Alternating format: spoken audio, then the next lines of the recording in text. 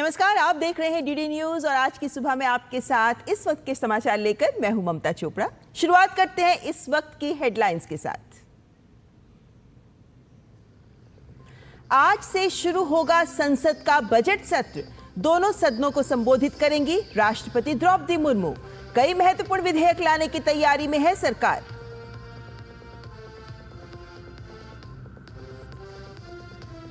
Budget से पहले वित्त मंत्री आज पेश करेंगी देश की आर्थिक स्थिति का रिपोर्ट कार्ड। सर्वेक्षण रिपोर्ट के जरिए चालू वित्त वर्ष का लेखा जोखा और भविष्य की योजनाओं की मिलेगी जानकारी।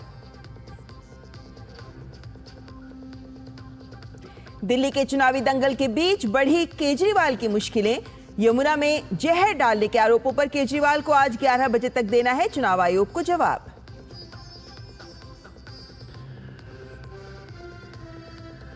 वॉशिंगटन डीसी में हुई हवाई दुर्घटना पर प्रधानमंत्री नरेंद्र मोदी ने जताया दुख। पीएम मोदी ने कहा, हम अमेरिका के लोगों के साथ एकजुटता से हैं खड़े।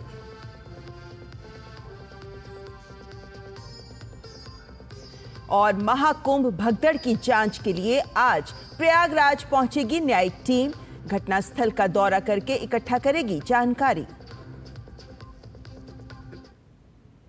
तो आइए देखते हैं खबरें विस्तार से। शुरुआत करते हैं आज की सबसे बड़ी खबर से, यानी संसद की खबर से, क्योंकि आज से संसद का बजट सत्र शुरू हो रहा है और इसके दो भाग होंगे। पहला भाग आज से 13 फरवरी तक चलेगा और सत्र का दूसरा भाग 10 मार्च से 4 अप्रैल तक चलेगा।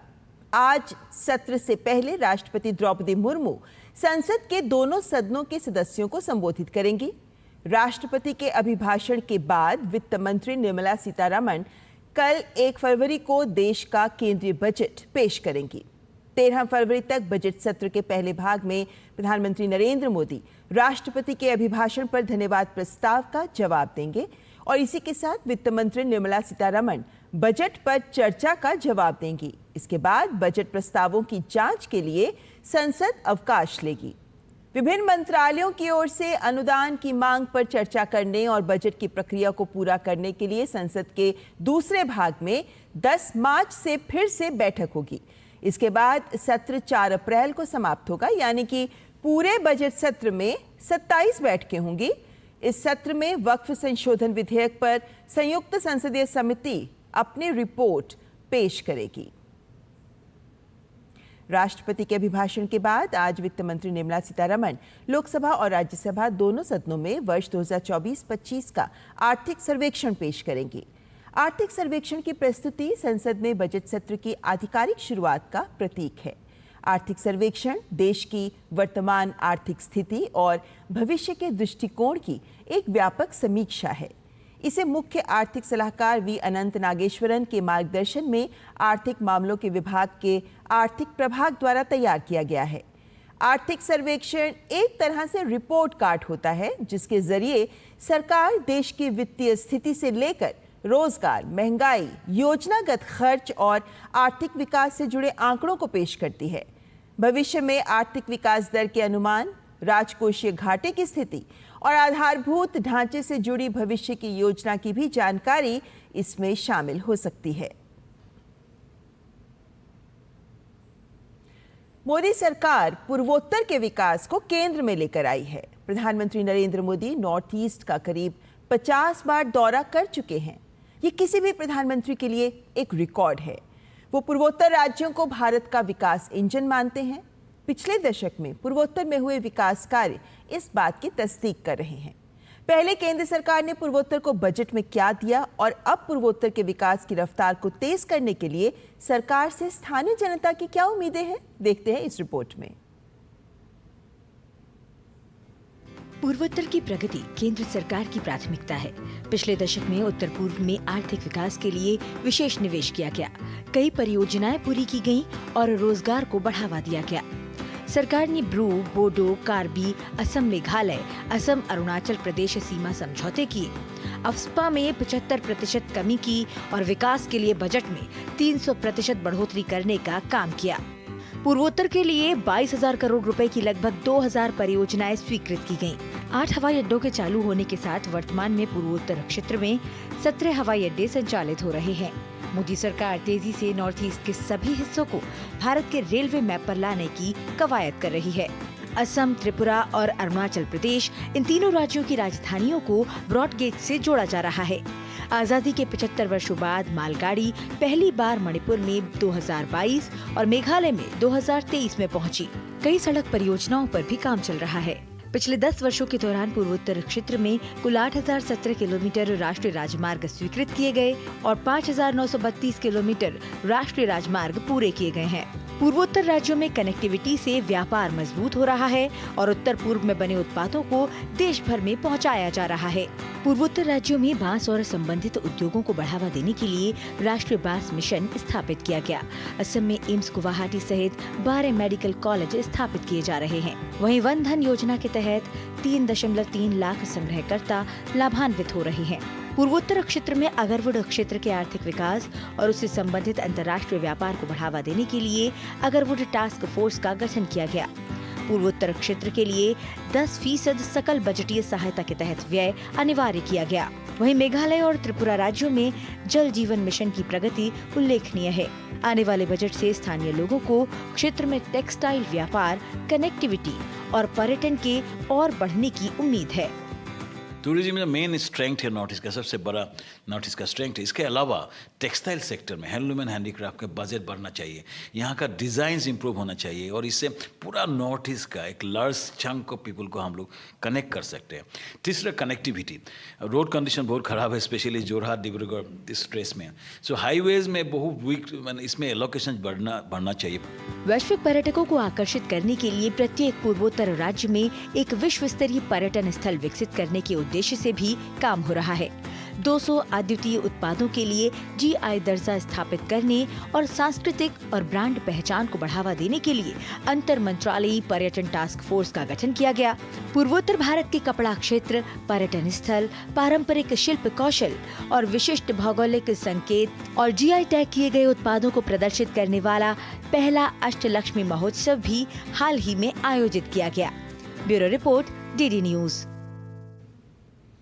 खबरों का सिलसिला आगे भी जारी रखेंगे, लेकिन उससे पहले यहाँ रुकेंगे एक ब्रेक के लिए।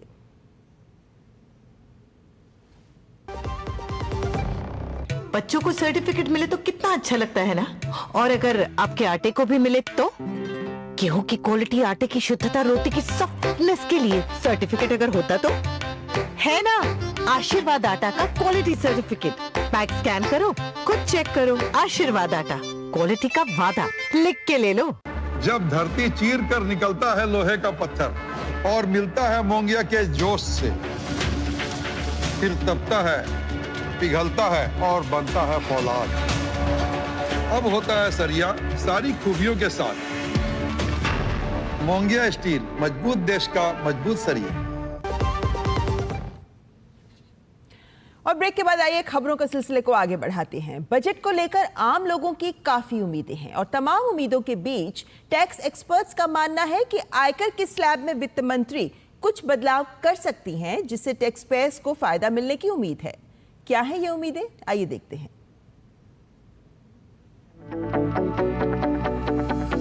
बजट के साथ हर किसी की उम्मीदें जुड़ी रहती हैं। संसद में जब वित्त मंत्री निर्मला सीतारमण बजट पेश कर रही होंगी, टैक्स पेयर्स की नजरें भी उनकी तरफ रहेंगी। इस बार टैक्स पेयर्स को बजट से काफी उम्मीदें हैं। माना जा रहा है कि टैक्स पेयर्स को कई तरह की राहत दी जा सकती है।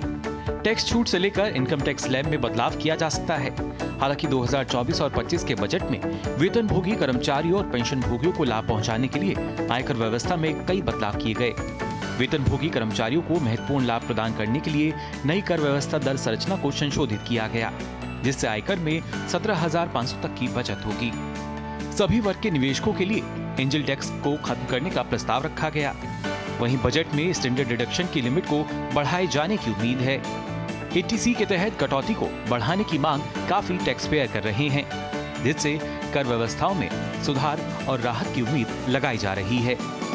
कर के मोर्चे पर देश में पारदर्शी टैक्स स्ट्रक्चर और टैक्स छूट के विस्तार के साथ ही आगामी बजट में देखना होगा आम लोगों की कितनी उम्मीदें पूरी होती हैं। लेकिन इतना तो तय है, इस बजट में सरकार की तरफ से विकसित भारत के आर्थिक विजन की झलक नजर आएगी। Bureau report, DD news.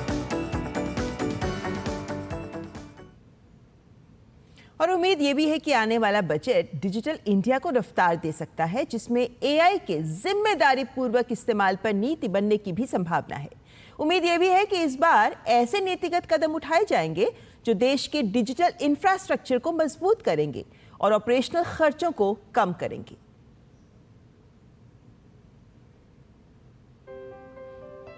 Bharat की डिजिटल अर्थव्यवस्था रिपोर्ट 2024 के मुताबिक अर्थव्यवस्था व्यापी डिजिटलीकरण के मामले में भारत दुनिया का तीसरा सबसे बड़ा डिजिटल देश है और व्यक्तिगत उपयोगकर्ताओं के डिजिटलीकरण के स्तर पर G20 देशों में 12वें स्थान पर है। डिजिटल रूप से सक्षम उद्योग जैसे ICT सेवाएं और इलेक्ट्रॉनिक्स, कंप्यूटर और संचार उपकरणों की मैन्युफैक्चरिंग ने GVA में 7% से ज्यादा का योगदान दिया है। दुनिया भर में अनुमानित 8.36 बिलियन मोबाइल सेलुलर सब्सक्रिप्शन में से भारत में 1 बिलियन से ज्यादा हैं। इंटरनेट ट्रैफिक के मामले में भारत तीसरे स्थान पर है। देश में औसत मासिक डेटा ट्रैफिक करीब 17 GB है। वहीं AI परियोजनाओं के लिए गिटहब में भारत का योगदान दुनिया में सबसे ज्यादा 23% है। इसके बाद अमेरिका 14% के साथ दूसरे स्थान पर है। देश की बढ़ती डिजिटल इकोनॉमी ने रोजगार के कई अवसर पैदा किए हैं। डिजिटल प्लेटफॉर्म ने महिलाओं के लिए नौकरी के अवसरों को बढ़ाने में योगदान दिया है। तेजी से बढ़ती डिजिटल अर्थव्यवस्था के साथ क्लाउड कंप्यूटिंग, आर्टिफिशियल इंटेलिजेंस और मशीन लर्निंग के साथ ही डिजिटल गवर्नेंस में नवाचारों के माध्यम से सार्वजनिक और निजी क्षेत्रों की बढ़ती जरूरतों को पूरा किया जा रहा है। DPI ने डिजिटल अर्थव्यवस्था को बदलने में महत्वपूर्ण भूमिका निभाई है। किसानों और उनकी भूमि को कवर करने के लिए DPI का इस्तेमाल किया जा रहा है। 400 जिलों में डिजिटल फसल सर्वेक्षण और जन समर्थन आधारित किसान क्रेडिट कार्ड जारी किए गए हैं। देश की डिजिटल उपलब्धियों में आधार और UPI भी शामिल है। डिजिटल दस्तावेज सत्यापन के प्लेटफॉर्म डिजी लॉकर ने 37 करोड़ से ज्यादा उपयोगकर्ताओं को सुविधा दी है और 776 करोड़ जारी किए गए दस्तावेज उपलब्ध कराए हैं। आने वाले बजट में देश के डिजिटल इंफ्रास्ट्रक्चर को मजबूत करने के लिए बड़ी राशि आवंटित होने की उम्मीद है। खासतौर पर ग्रामीण इलाकों में डिजिटल कनेक्टिविटी की चुनौती को दूर करने के लिए निवेश संभव है। ग्रामीण भारत में ई-सेवाएं मुहैया कराने में सामान्य सेवा केंद्रों की भी भूमिका महत्वपूर्ण रही है। अक्टूबर 2024 तक देश भर में 5.84 लाख से ज्यादा CSC चालू हैं। इनमें ग्राम पंचायत स्तर पर 4.63 लाख शामिल हैं। इस पहल ने सरकारी योजनाओं से लेकर शिक्षा, टेलीमेडिसिन और वित्तीय सेवाओं तक 800 से ज्यादा सेवाओं की डिलीवरी की सुविधा प्रदान की है। सरकारी खरीद के लिए सरकारी ई-मार्केट प्लेस और सरकारी सेवाओं तक पहुंच प्रदान करने के लिए उमंग और API सेतु शामिल हैं। इसके अलावा भारत के डिजिटल स्वास्थ्य बुनियादी ढांचे में ई-संजीवनी, ई-अस्पताल और ई-अदालतें शामिल हैं। वहीं पोषण ट्रैकर महिलाओं और बच्चों के लिए पोषण संबंधी सेवाओं की निगरानी करता है, जबकि ई-ऑफिस सरकारी वर्कफ्लो को डिजिटल बनाता है। देश में पारंपरिक क्षेत्रों का डिजिटलीकरण किया जा रहा है। अनुमान है कि वर्ष 2030 तक भारत की डिजिटल अर्थव्यवस्था का देश की समूची अर्थव्यवस्था में लगभग 5वें हिस्से का योगदान रहेगा। Bureau report, DD news. और अब बात दिल्ली के दंगल की। राजधानी दिल्ली में चुनावी सरगर्मियां तेज हैं। तीनों प्रमुख राजनीतिक दलों के दिग्गज नेता मतदाताओं को लुभाने में जुटे हैं। भाजपा के सबसे बड़े चेहरे प्रधानमंत्री नरेंद्र मोदी की आज दिल्ली में दूसरी चुनावी रैली है। गोंडा के बाद आज प्रधानमंत्री द्वारका में चुनावी हुंकार भरेंगे। दिल्ली में भाजपा 1993 के बाद से अब तक कोई भी विधानसभा चुनाव नहीं जीत सकी है। भाजपा साल 1998 के चुनाव में हार के साथ ही दिल्ली की सत्ता से बाहर हुई थी और पार्टी की कोशिश है कि इस बार करीब 27 साल का सूखा समाप्त कर सके। आपको बता दें कि दिल्ली की 70 विधानसभा सीटों के लिए एक ही चरण में 5 फरवरी को वोट डाले जाएंगे और चुनाव के नतीजों का ऐलान 8 फरवरी को होगा। और दिल्ली में चुनाव प्रचार की कड़ी में कांग्रेस नेता राहुल गांधी भी आज दिल्ली के मादीपुर विधानसभा में जनसभा को संबोधित करेंगे। राहुल गांधी जनता के बीच पहुंचकर लोगों से कांग्रेस को वोट डालने की अपील करेंगे। तो कांग्रेस भी जोर शोर से उतरी हुई है चुनाव प्रचार में, क्योंकि आज कांग्रेस महासचिव प्रियंका गांधी भी दिल्ली के नांगलोई विधानसभा क्षेत्र में रोड शो करेंगी और साथ ही प्रियंका गांधी मुस्तफाबाद में भी जनसभा को संबोधित करेंगी।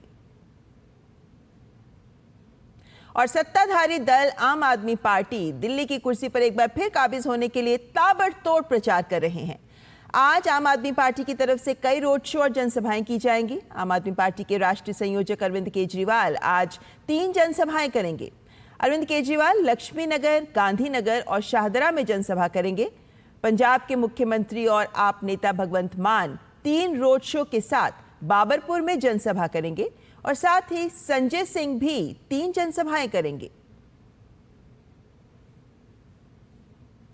कांग्रेस नेता संदीप दीक्षित ने आप संयोजक अरविंद केजरीवाल को आज जंतर मंतर पर पब्लिक डिबेट की चुनौती दी है। नई दिल्ली सीट से केजरीवाल के खिलाफ चुनाव में उतरे संदीप दीक्षित ने केजरीवाल को एक पत्र लिखकर कहा है कि मैं लगातार आपके कई दावों को लेकर आपको डिबेट की चुनौती देता आया हूं। मैंने दिल्ली सरकार के डेटा के आधार पर न सिर्फ आपके दावों पर सवाल उठाया बल्कि उन्हें गलत भी साबित किया है। दीक्षित ने कहा कि मैं उम्मीद कर रहा था कि पूर्व मुख्यमंत्री होने के नाते आप या तो खुद मेरे सवालों का जवाब देंगे या किसी पब्लिक प्लेटफॉर्म पर डिबेट करने आएंगे।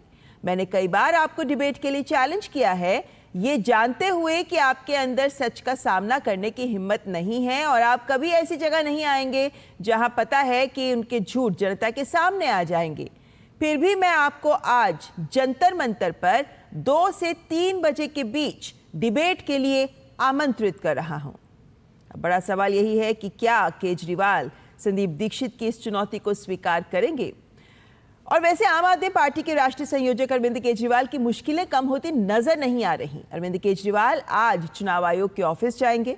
दिल्ली की मुख्यमंत्री आतिशी और पंजाब के मुख्यमंत्री भगवंत मान भी साथ रहेंगे। पूरा मामला यमुना जहर विवाद से जुड़ा है। चुनाव आयोग ने गुरुवार को केजरीवाल को चिट्ठी लिखकर 5 सवाल किए थे और आयोग ने पूछा था कि यमुना के पानी में किस जगह जहर मिला, सबूत दें। अमोनिया के बढ़ते लेवल के मुद्दे को जहर आदि के आरोपों से मिलाए बिना आज सुबह 11 बजे तक जवाब दें, वरना कार्रवाई की जाएगी। इस पर अरविंद केजरीवाल ने कहा था कि दिल्ली में खुलेआम पैसे और चादरें बांटी जा रही हैं, चुनाव आयोग इस पर कार्रवाई नहीं करता। मुख्य चुनाव आयुक्त राजीव कुमार राजनीति कर रहे हैं। यमुना के पानी की 3 बोतलें भेजेंगे। राजीव कुमार प्रेस कॉन्फ्रेंस में पानी पीकर दिखा दें। दूसरी ओर भाजपा ने आरोप लगाया कि आम आदमी पार्टी इस मुद्दे के द्वारा लोगों के बीच घबराहट का माहौल पैदा करना चाहती है। और अब बात महाकुंभ की। महाकुंभ दुर्घटना के कारणों का पता लगाने के लिए उत्तर प्रदेश सरकार द्वारा गठित न्यायिक आयोग की टीम आज संगम घाट प्रयागराज का दौरा करेगी।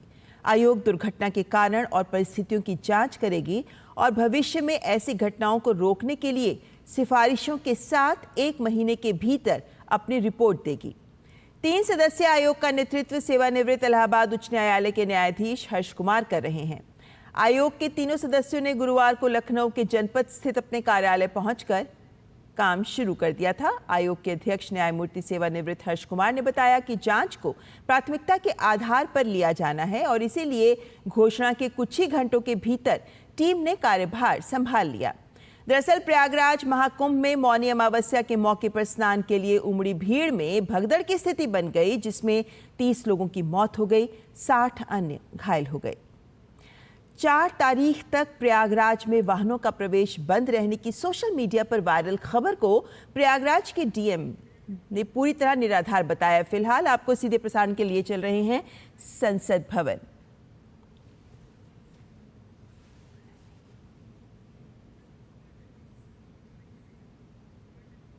ये सीधे दृश्य आप देख रहे हैं संसद भवन से, जहां आज संसद के बजट सत्र का आरंभ हो रहा है और इस बजट सत्र में भाग लेने के लिए प्रधानमंत्री नरेंद्र मोदी भी संसद भवन पहुंच गए हैं। ये बजट सत्र कई मायनों में सरकार के लिए चुनौतीपूर्ण भी रहेगा, क्योंकि आर्थिक चुनौतियों से जूझ रही है सरकार को कई हल भी सामने रखने हैं। लेकिन क्या रहेगा सरकार की रणनीति, क्या एजेंडा रहेगा सरकार का, आइए सुनते हैं प्रधानमंत्री को। साथियों, आज बजट सत्र के प्रारंभ में मैं समृद्धि की देवी मां लक्ष्मी को प्रणाम करता हूं।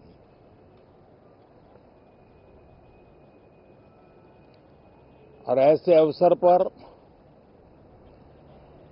सदियों से हमारे यहाँ मां लक्ष्मी का पुण्य स्मरण किया जाता है। सिद्धि बुद्धि प्रदे देवी, सिद्धि बुद्धि प्रदे देवी, भुक्ति मुक्ति प्रदायिनी, भुक्ति मुक्ति प्रदायिनी,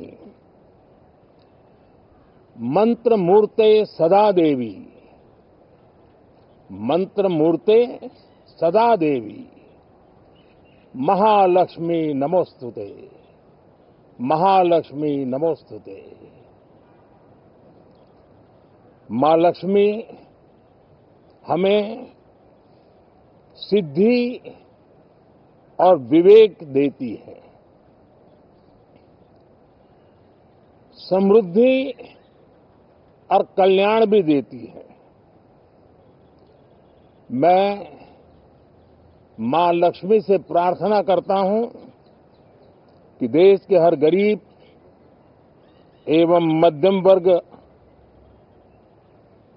समुदाय पर मां लक्ष्मी की विशेष कृपा रहे। साथियों, हमारे गणतंत्र के 75 वर्ष पूरे हुए हैं।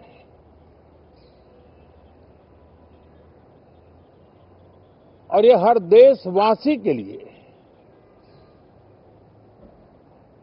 सर्वाधिक गौरवपूर्ण है और विश्व के लोकतांत्रिक जगत के लिए भी भारत का ये सामर्थ्य अपनी एक विशेष स्थान बनाता है। साथियों, ये देश की जनता ने मुझे तीसरी बार ये दायित्व दिया है और इस तीसरे कार्यकाल का ये पहला पूर्ण बजट है।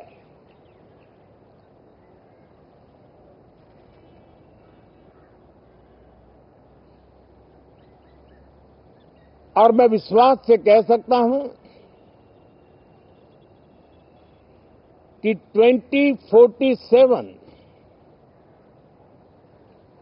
जब आजादी के 100 साल होंगे, विकसित भारत का जो संकल्प देश ने लिया है, ये बजट सत्र, ये बजट एक नया विश्वास पैदा करेगा, नई ऊर्जा देगा कि देश जब आजादी के 100 साल मनाएगा तब विकसित होके रहेगा। 140 करोड़ देशवासी अपने सामूहिक प्रयास से इस संकल्प को परिपूर्ण करेंगे। तीसरे टर्म में हम मिशन मोड में देश को सर्वांगीण विकास की दिशा में, चाहे वो भौगोलिक रूप से हो, सामाजिक रूप से हो या आर्थिक भिन्न भिन्न स्तर के संदर्भ में हो, हम सर्वांगीण विकास के संकल्प को लेकर के मिशन मोड में आगे बढ़ते जा रहे हैं। इनोवेशन, इंक्लूजन और इन्वेस्टमेंट, ये लगातार हमारे आर्थिक गतिविधि के रोड मैप का आधार रहा है। इस सत्र में हमेशा की तरह कई ऐतिहासिक बिल पर सदन को चर्चा होगी और व्यापक मंथन के साथ वो राष्ट्र की ताकत बढ़ाने का काम करने वाला कानून बनेंगे। विशेषकर नारी शक्ति के गौरव को पुनः प्रस्थापित करना, पंथ संप्रदाय के भेद से मुक्त होकर के हर नारी को सम्मानपूर्ण जीवन मिले, उसको भी समान अधिकार मिले, उस दिशा में इस सत्र में कई महत्वपूर्ण निर्णय लिए जाएंगे। Reform, perform and transform. जब विकास की तेज गति को प्राप्त करना होता है तो सबसे ज्यादा बल रिफॉर्म पर रहता है। राज्य और केंद्र सरकार ने मिलकर के परफॉर्म करना होता है और जन भागीदारी से हम ट्रांसफॉर्मेशन देख सकते हैं। हमारा युवा देश है, युवा शक्ति है और आज जो 20-25 साल की आयु के नौजवान है, जब वो 45-50 साल के होंगे तब वो विकसित भारत का सबसे बड़े बेनिफिशियरी होने वाले हैं। उम्र के उस पड़ाव पे होंगे, नीति निर्धारण की व्यवस्थाओं में उस जगह पे बैठे होंगे कि वे गर्व के साथ आजादी के बाद जो शताब्दी शुरू होगी, एक विकसित भारत के साथ आगे बढ़ेंगे। और इसलिए ये विकसित भारत के संकल्प की पूर्ति का प्रयास, ये अथाग मेहनत आज जो हमारे टीनेजर्स हैं, हमारी युवा पीढ़ी है, उनके लिए ये एक बहुत बड़ा तोहफा बनने वाली है। जो लोग 1930 में, 42 में आजादी के जंग में जुट गए थे, पूरी देश की युवा पीढ़ी खप गई थी आजादी के जंग में,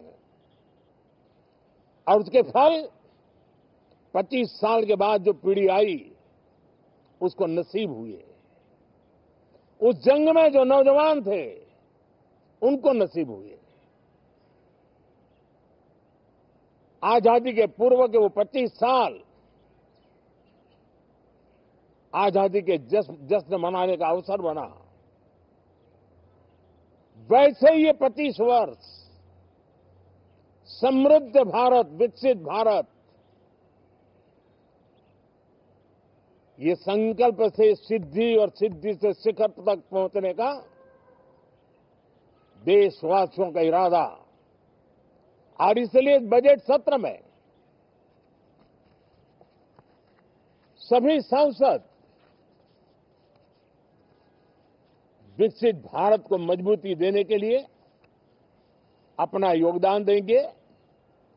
विशेष करके जो युवा सांसद है उनके लिए तो सुनहरा अवसर है, क्योंकि वो आज सदन में जितनी जागरूकता, जितनी भागीदारी बढ़ाएंगे और विकसित भारत के जो फल है वो तो उनकी नजर के सामने देखने को मिलने वाले हैं। और इसलिए युवा सांसदों के लिए एक अनमोल अवसर है। साथियों, मैं आशा करता हूं कि हम देश की आशा आकांक्षाओं के इस बजट सत्र में खरे उतरेंगे। साथियों, आज एक बात आपने जरूर नोट की होगी, मीडिया के लोगों ने तो जरूर करनी चाहिए। शायद 2014 से लेकर अब तक शायद ये पहला पार्लियामेंट का सत्र है कि जिसके एक दो दिन पहले कोई विदेशी चिंगारी नहीं प्रगटी है, विदेश में से आग लगाने की कोशिश नहीं हुई है।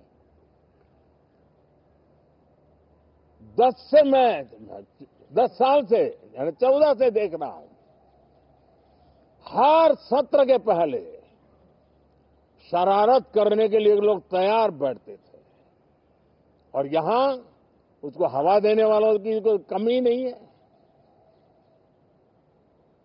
ये पहला सत्र मैं पिछले 10 साल के बाद देख रहा हूं कि जिसमें किसी भी विदेशी कोने से कोई चिंगारी नहीं हुई। साथियों, बहुत बहुत धन्यवाद।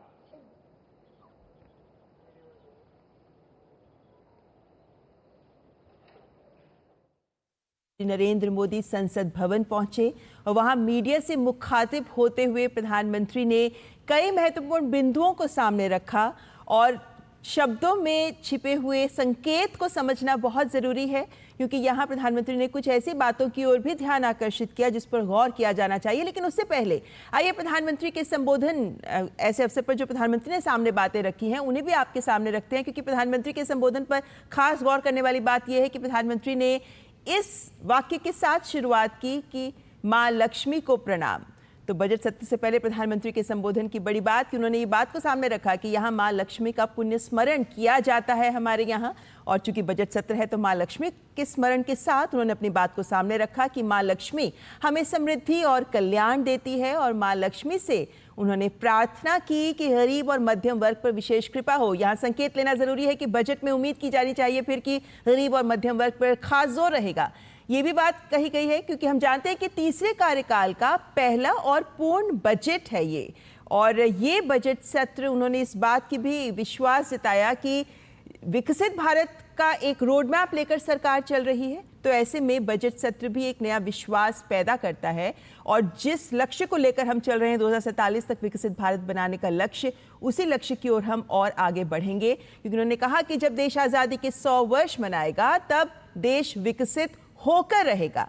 और इस सत्र में हमेशा की तरह कई ऐतिहासिक बिल जिन पर गहन मंथन किया जाएगा, सदन में चर्चा की जाएगी और व्यापक मंथन के साथ ही ये चर्चा आगे बढ़ाई जाएगी, इस बात की उन्होंने उम्मीद जताई है।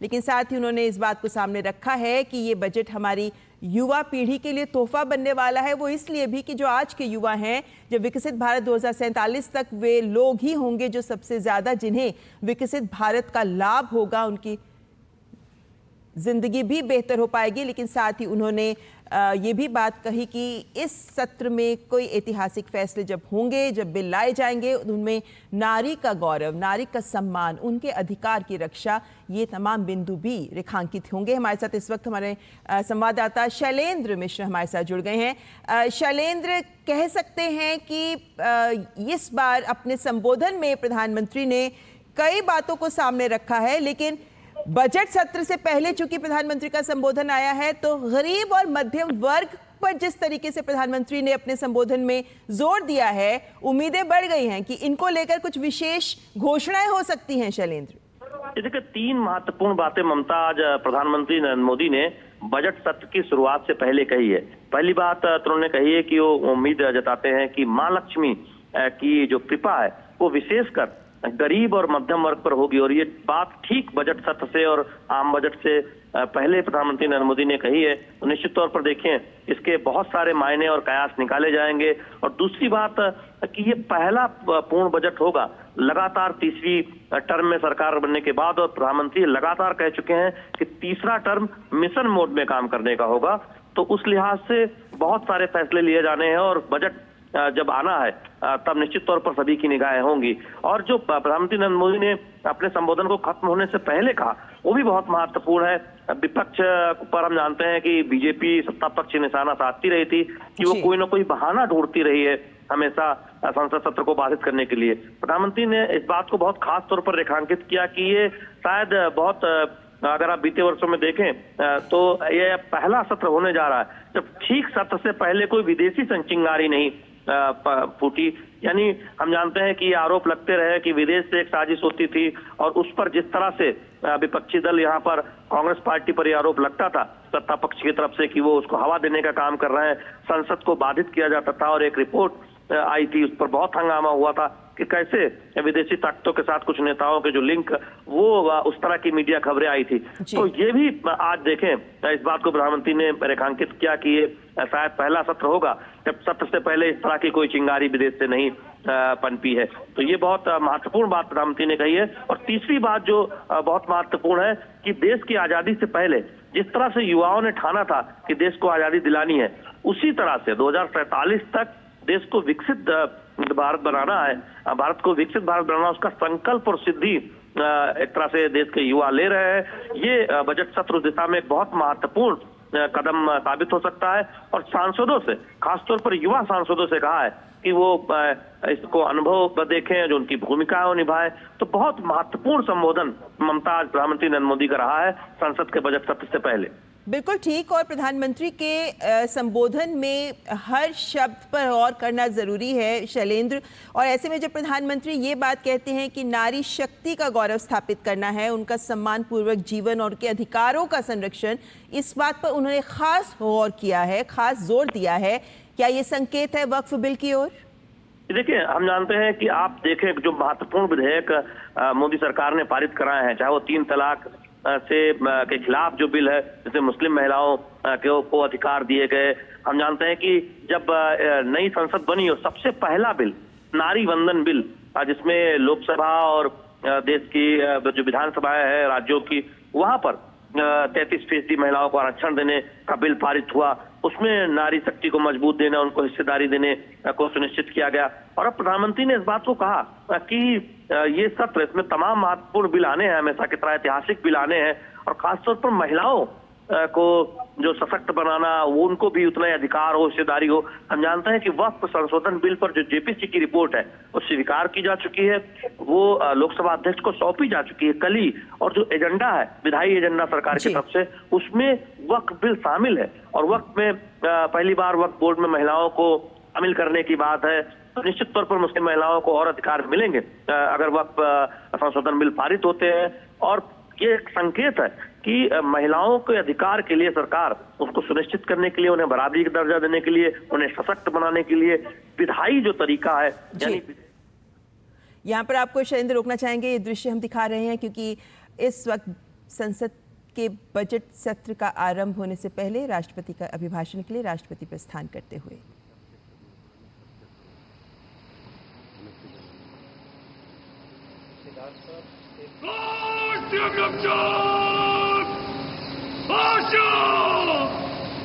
संग्राम